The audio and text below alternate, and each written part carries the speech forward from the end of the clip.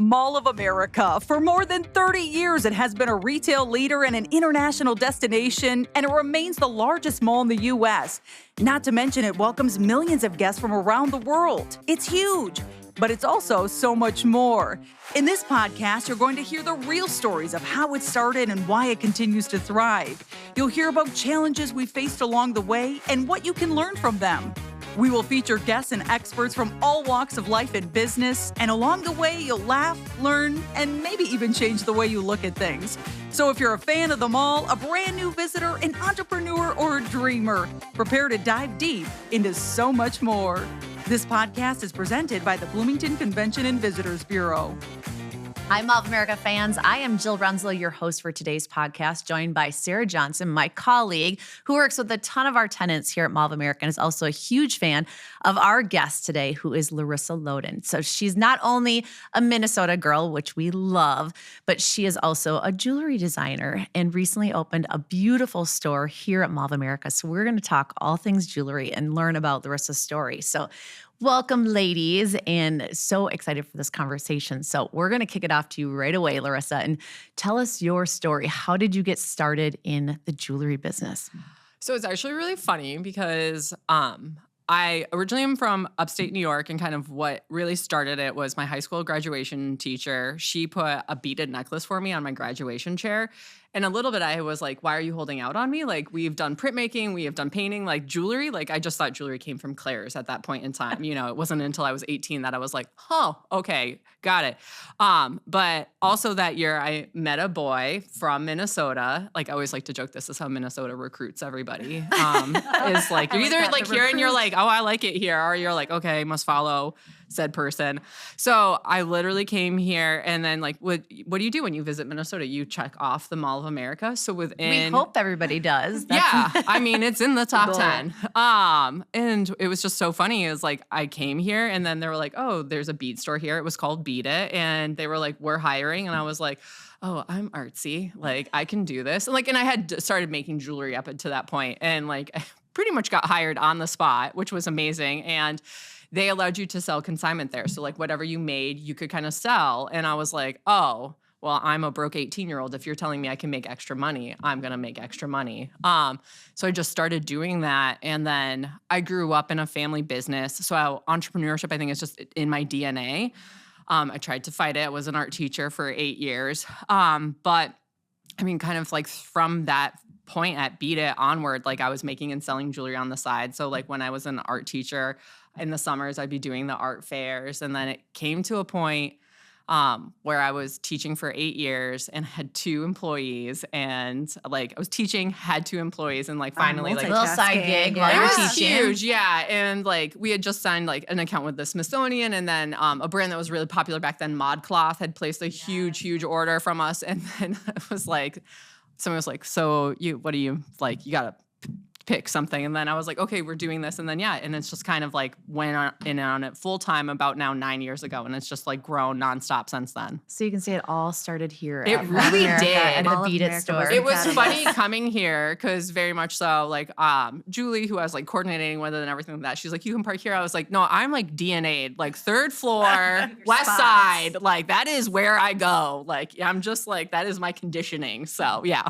So what would you say was the biggest turning point? Like, was there a specific item or something that just took off that all of a sudden turned your head where you're like, okay, I don't have to teach anymore. I can do this full time. And this is where I'm going to, put my energy and move this forward. There has been different series of items that have kind of done it. Like, I mean, I think like we definitely have like our hero products. But I have been in business for a while. So I would say like every like 5 years, like we kind of notice like giant trends change a little bit. Like it was interesting because about like 15 years ago, and this is kind of when Etsy became like a huge thing, like brass jewelry was kind of a big thing. And I've really thought about it. And it kind of like Etsy's rise came with the crash of '08 and everything like that. So people were really looking for like affordable jewelry. Mm-hmm. And I was still like a broke college student at that point in time. So it was kind of great because I was like the '08 housing crisis. I was like, well, I'm 22. Like it doesn't really affect me or whatever. But those really kind of went side by side. So like in that beginning phase, it was like that brass jewelry, like very giant statement earrings and everything. And now really what people are looking for is that anti-tarnish, like, can I wear in this, like, just my entire life? You know, we've really started to go into, like, finer, like, gold fill, 14 karat, but also a new thing that's called PVD. So yeah, like whenever you see like sweat proof, waterproof, like whatever, but it's at a very affordable price point, it's PVD jewelry. That's good to know. I get advertised that all the time, and I'm always so curious what the logistics are for that. Yeah, so it's PVD jewelry. So it's particle vapor distribution. So they actually do it in a kiln. And so that's actually how it's like kind of heat baked onto actually the metals. So it's a very different process, but it's actually a lot more sustainable, which is really cool that I see the jewelry industry going in this way. That's great to know. I mean, as I purchase a lot of jewelry, I wear a lot of jewelry. Jill knows this about me. I am wearing a ton for those listening but not watching. So it's good to know that that's a realistic thing and it's actually sustainable. It is. It actually makes me feel better about my purchases. Oh, yeah. You should. Yes. Always. Yes.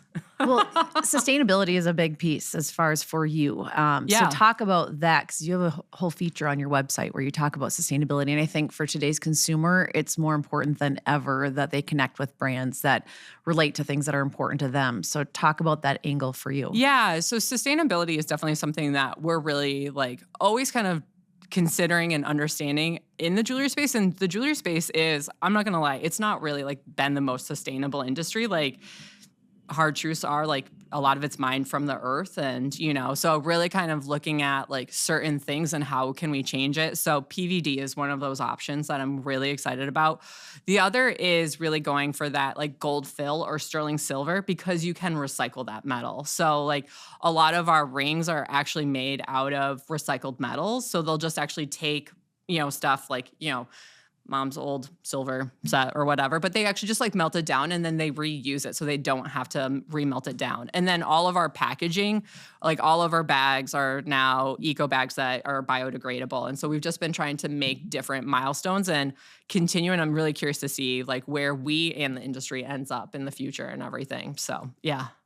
Go ahead. I was just going to say, I'm so curious on this. To Jill's point of, I mean, that's where everything's going. That's what the questions are from people and consumers. Do you get a lot of people asking about your sustainability efforts in regards to your bags? Like, is that an ask from the guest? It's a yes and a no. I think it's like a little bit right now. I think the modern consumer is like kind of saying like this should be the standard, and I think so that's where we like do it, but it's not something that we like double, quadruple down in our like advertising and kind of like our marketing of our brand, because I think it is one of those things that, brands like all of us, we just should be kind of moving to that. And I think for us, it's like, I think the interesting thing for my brand and a lot of brands out there, which is like, if you like 20 years ago, all of us weren't thinking about this. Like, I'm going to say myself included, like we just weren't there. And so then as you've moved, it's like, how do you kind of, it's like almost like reverse engineering a little bit. Like, how do you then reverse engineer all of these things that you've done to then kind of start moving forward? And so that's really been like where we've been trying to rethink about like,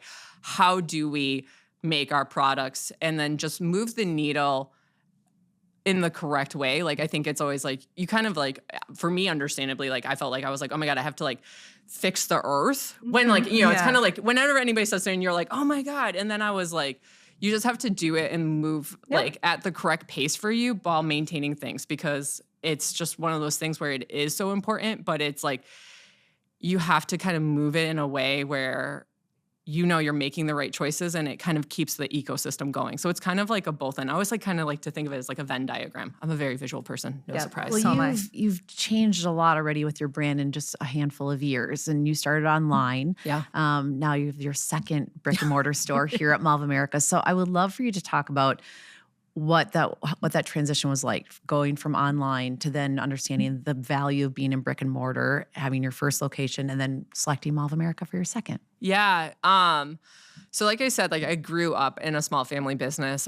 It's a country gift store. I mean, and they are going on, what is it? Like 30 years that it's been. So impressive. It's so crazy. So brick and mortar has always been near and dear to my heart. But it is a different thing. Like online is 24/7, 365, but you can kind of like set it on autopilot. Whereas like brick and mortar is like, you're there, you're engaging, you're interacting. But for us, like pre-pandemic, we were kind of in this artist studio, and people just constantly were like kind of coming to us. And then we were really at all of these events, like hauling tents and everything. And that was really it gets to a point where you're like, I'm tired of schlepping my stuff around, you know? And post-pandemic, if there was anything that we all kind of noticed was like, oh my God, we all need more space than we ever thought. There was like a moment there where you're like, you have to stay 20 feet over there, you know, and like what we were once had like wasn't going to work. So kind of before the pandemic, I knew I wanted to open up my first store. But then after the pandemic, I was like, we are opening up. And so I'm a very like, you know, a smart business person. And so I was like, if I can, I'm going to buy a building and then I'm going to retrofit it to do everything. So our store in St. Paul has our offices, fulfillment, production, and then the store as well. So it houses everything. And I was really looking for that spot where maybe we could kind of like, it had enough room. And I mean, she was a diamond in the rough. Like she was Those are the best though. I mean, it was a crazy, like, I mean, the family that owned it, they had owned it for 80 years and they were super sweet, but it was a prosthetics company. So like, not gonna lie, like gosh, go in quite the a basement, change. like how you made old legs. Like, I mean, we still have like some giant, I mean, like what a wooden good logs history, that are though. like carved out that, yeah, you fill with plaster. It's crazy. Decor. Yeah. Yeah. Very I'm like, is interesting this cool decor. firewood? But it's also like a 60-pound log. I just don't know how it's going to get up the stairs. And I don't know why. So it was like, yeah, sure, it's fine. You guys can leave it here.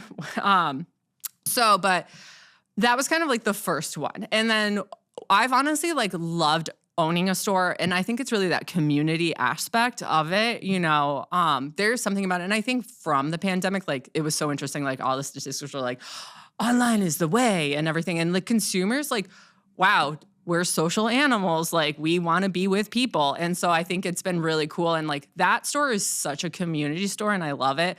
But very much so for the brand, we've been always thinking of expanding. And we were like, okay, how do we expand, but also test the waters in a smart way? And I was like, go to the Mall of America. Because what's cool about the Mall of America is you get local people, but you also get a ton of visitors. So it's brand awareness. And we were like, let's do the Mall of America. And I got connected through some really great people. I actually got connected through my podcast to somebody that like they had a connection with that worked at the Mall of America. And, we just kind of started having those chats. And then it was really funny because it was like, we had the chats starting in January. And then literally they were like, so we have this spot. And then it was like, I was like, it was like kind of like we waited like a month or two. And then it was, I think we opened our store here from like, 6 weeks. Oh, it was a quick turnaround. I remember Very on our quick back. turnaround. I mean, and we too, custom yeah. built the whole I mean, at first they were like, we have these fixtures and everything. I was like, oh, no, you don't understand us. We like to do things the hard way.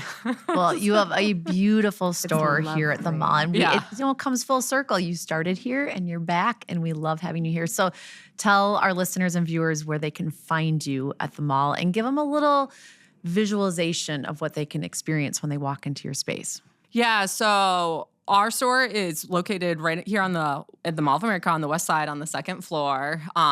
We're very biased and we'd like to think that our side is the best side of the mall, but the mall is all great.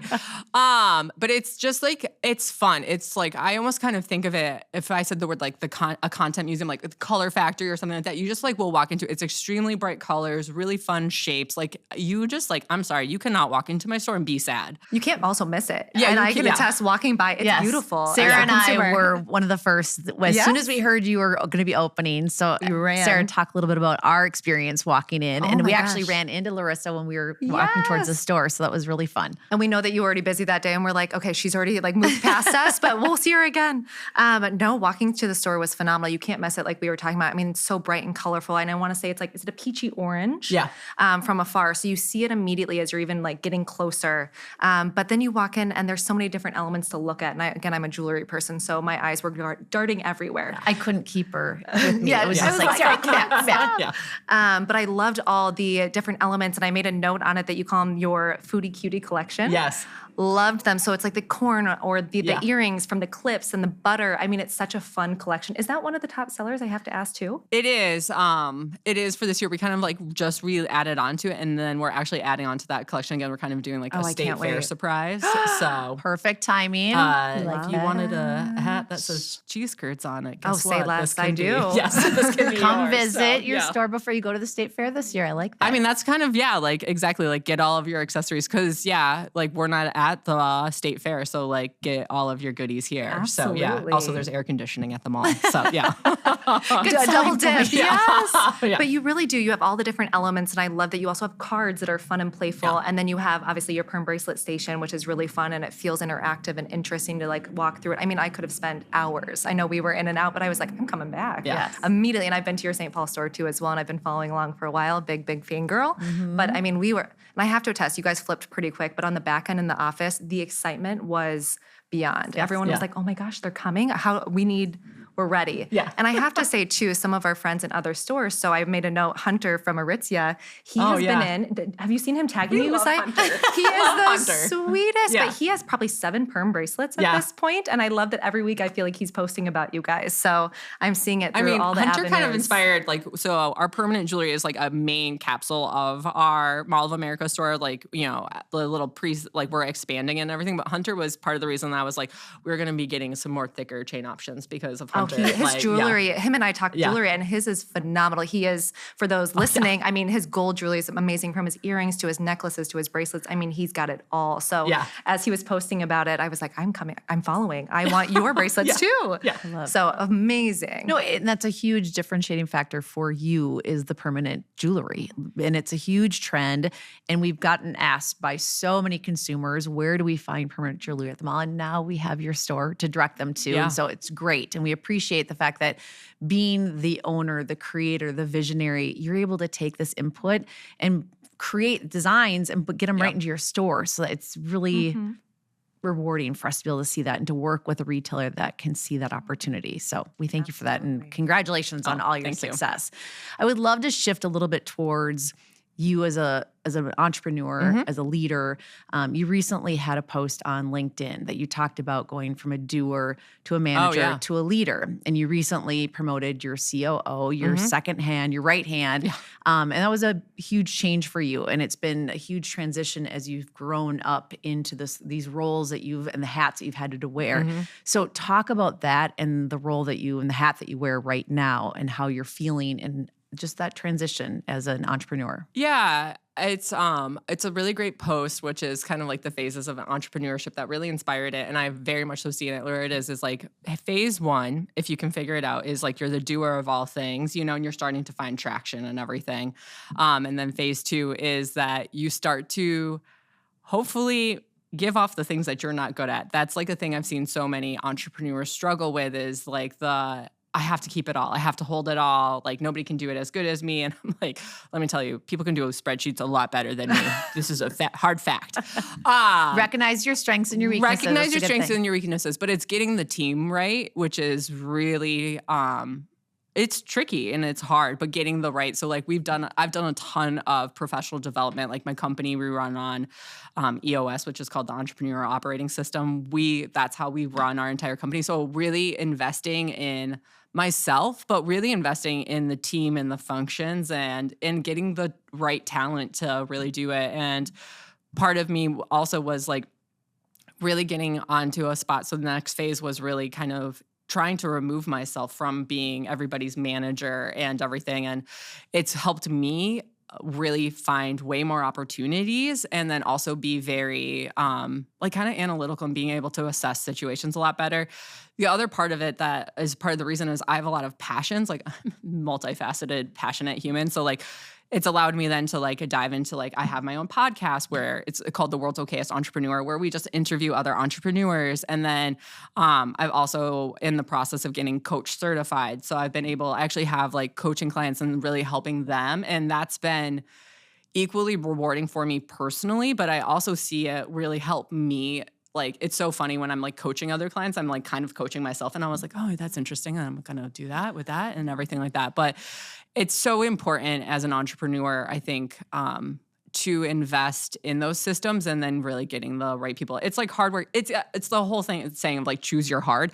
Each way is hard, but which way do you want to go in it? You know? And I see so many people getting stuck in figuring out those things. And I'm like, it's still hard. Like, you know, failing's hard, winning's hard. Like it's all hard, you know, and it just is which way do you want to go around it? So yeah, But thank you. Yeah. What advice do you have for those future jewelry designers or entrepreneurs and what you've learned and what's kind of your elevator pitch to them of what they can look out for, what they should focus on? It's going to be your team at the end of the day, like really understanding what is top talent out there. Like and then you're going to have to make some risky bets. Like this year we brought in like our head of marketing and like I started paying salaries. I was like, oh, I've never paid this salary in my life, but it like pays off. And I think that's like really being smart on like where do your dollars go. And I mean, like in the beginning, you're going to need generalists. And I think it's like the thing that I wish I would have done sooner. I think that's like the easiest way for me to kind of answer it is like investing in myself. Like I don't have an MBA or anything like that, but like taking the time, like if you had asked me like 8 years ago, I'd been like, I am way too busy to read a book. Mm-hmm. And like I've really started to slow down and like invest in myself and like take time to read books. Like actually slowing down for me has made me a much better business owner. And it's hard to like, it's like to have discipline and like take care of myself, and then don't forget about yourself personally in the process. I think that there comes so many entrepreneurs that just kind of like how it started and why they loved it and how they built it can grow into something so opposite of that. And so taking those aspects of what you love and keeping that, and then all of the other stuff, get rid of it. There's so many great people out there that will love to do your spreadsheets. Yes. Trust me, Yeah. they are out there. Yeah. You are speaking the EOS language because we also delegate, right? Oh, yeah. Elevate, delegate, and Delete, also have your time for your clarity time. If Clarity you got time an is EOS, important. let me know. We can geek out for We can ages. go Oh, down man. that path. I know. I saw you light up. I said EOS, and you were like, I know. yes. It's like Yeah. we're about a year in. So it's very interesting to how to prioritize your time. It's really important. And the quarterlies and the annuals, I think, are a huge game changer, too, of really getting aligned on the goals and everything. I think there's so many facets of it, but I think it is, like, the right people is if I could say one thing, it's the hugely thing. It's people. You have to have people. Well, I was going to say it trickles down. I mean, to your store staff are fantastic. Every time I'm in, they are ready to engage, chit chat. I mean, you can see that you guys really implement that. It means something, that's big for you guys because all the way down to the store staff, they're phenomenal. Thank you. Yeah. I mean, only retain top talent. Yes. So yeah. Well, and I think Lovely. it's hard when you become a leader, you don't want to lose that connection with your customers because I'm sure that gives you inspiration and motivation to continue to keep going. Those connections, that relationship, and to see how people relate to your brand. So do you have any fun customer stories or memories? So would many. love for you to share a story with us. Oh my gosh, fun customer stories. I can tell you my story. I would in love your that. space. And it might, honestly, I'm a dot-to-dot person. You're going to tell me this and I'm going to be like, oh yeah, there we go. Because I'm thinking it wasn't funny, but it was memorable and meaningful. Yes. And I feel like that's that piece where maybe it was a little funny, I guess, in some regard, because your staff is so fantastic that they made it funny. But my mom and I had come in, and so I have a permanent bracelet, and she was like, I want one too. And I go, I know just the place. And so we had come in, and it was right before we were going on a trip to Europe together. It was our big thing. And so I was like, let's go in. And she was so excited. She has it. So we have the same matching perm bracelet. And the gal that was on staff, and I'm sorry, I can't remember her name off the top of my head, but I will figure it out and relay Might to be you. Elise. She was phenomenal. She sat down. My mom actually had a couple other questions on other bracelets that she had on, and she was so helpful, walked her through it, and actually fixed a couple of them. Yeah. I was like, this is the top tier experience, but she was the sweetest. She wanted to know our story. She wanted to talk to us about it, and it was just so meaningful. And now my mom and I have matching bracelets from Larissa Loden. Did she go in for one bracelet and walk out with many others? She did not this time, but my mom lives in Des Moines. So when she's up next, we'll be back we'll in. get her. But she did love the butter clip. She was like, I think I need it. I was like, I think you do too. All right, that does. Okay, so like from working at the mall, like I think my favorite thing is like getting to meet people from other areas because I'm a huge traveler. And so there was like a family in from Colorado. And this is always my thing is like, and they were getting permanent jewelry, which is like so cool because they're like kind of commemorating like their trip to Minnesota. But I'm like a huge foodie too. Like we said, the food collection, I cannot like people traveling here. I'm like, I cannot let you have a bad meal, So I was like, what are your meal plans, you guys? Like, what are you doing? And so they told me, I was like, this is no. So I like get out this piece of paper and I'm like writing down, like, you need to go here. Like you need to go to Matt's Bar. You need to go to Bar La Grassa. Yes. And then it gave me this idea of, I was like, I love it. Like when you go to small towns and they have like that cute little map of like, and it's like drawn out. And so it hasn't happened yet, but I'm putting it out here now to actually make me do it. love But it. I want to kind of do like a Larissa sheet of like, so that we can hand out to all the guests at the Mall of America. Like, this is Larissa's favorite stores in the mall. This is where everything else in St. Paul and Minneapolis that I think you should do. And like, just make sure that people have the most amazing experience here because there's so much amazing things. I would purchase it. I would spend no, money we're on doing that. this. I'm There just you doing go. this out There's of your the goodness of Q3 my rock heart. right there. Right I know. There. You got it. Actually, I love this because I've been wanting to do one of those forever. So yes, I'm doing it. But it's like just those dot to knot connections, and it's like. I think our brand is so good on just kind of like making it's like the permanent jewelry, like Foodie. It's just like it's like a core identity thing. So yeah. I was gonna say you guys give the flair of trendy, but with your own personal like layer to it, and I think that's what makes you guys so fantastic and fangirl over you guys. Yeah, I think our head of marketing and we like were chit chatting and we came up with this like new phrase and I was like, that's it, and it was like cute with a side of irreverence. Yeah. Where it just kind of speaks to us, like we're just like a little Absolutely. fun Venn diagram. You have and, to have your twist. Yeah. Your twist. And I think one of the other things that makes you really unique is your connection with the community. And I know we're getting close on time, but I wanted you to be able to touch on that because I think it's really important for your brand. And especially being in Minnesota, we're very philanthropic in Minnesota, and to be able to connect with so many different nonprofit organizations and to really give back. So touch on that a little bit for us. Yeah, we do a huge part of our business is like just giving back. It's not even our business, it's just like our brand. It's just really important to me to give back. Like last year, it's really actually cool, like really kind of doubling down on that idea of community. Really great hometown hero, Jessie Diggins. We have, she's Olympian of cross country, like I think she's the GOAT now, I would say, probably.